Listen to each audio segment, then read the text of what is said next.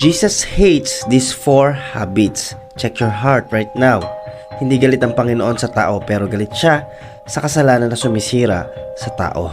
Number 1, hypocrisy. Acting holy in public but different in private.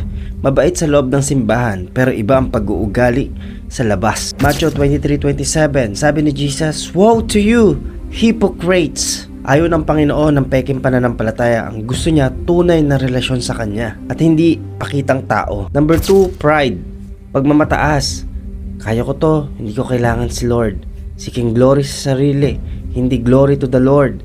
Hindi nagpipray, hindi nagfa-fast. Tuloy-tuloy lang sa ginagawa niya kahit walang consent ng Panginoon.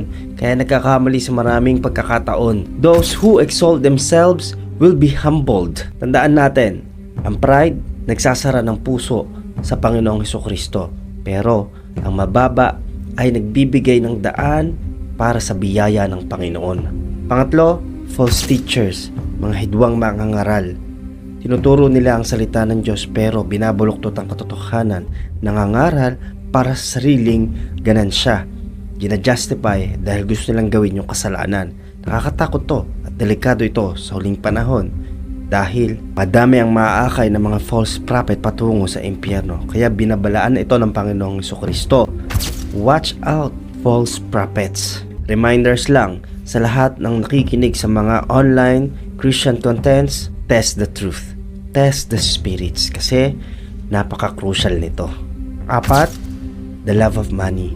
Pagkaganit at pagkahumaling ng tao sa pera, hindi pera ang issue kundi yung puso ng tao na handang matay, handang wasak, handang i-compromise ang mga bagay, even ipagpalit ang Panginoon kaysa sa pera. Tandaan mo, mawawala ang pera, pero ang Panginoong Hesukristo hanggang sa wakas. You cannot serve both God and money. Money is temporal, but Jesus is eternal. Kung tinamaan ka ng pangangaral, hindi ka kinukundina, kundi kinakausap ka ng Diyos sa panahong ito. May panahon pa para tayo manumbalik. This is not to shame you. This is to change you. Napakamahabagin ng Panginoon. May chance pa, may pag-asa pa, at hindi pa tapos ang Panginoon sa buhay mo.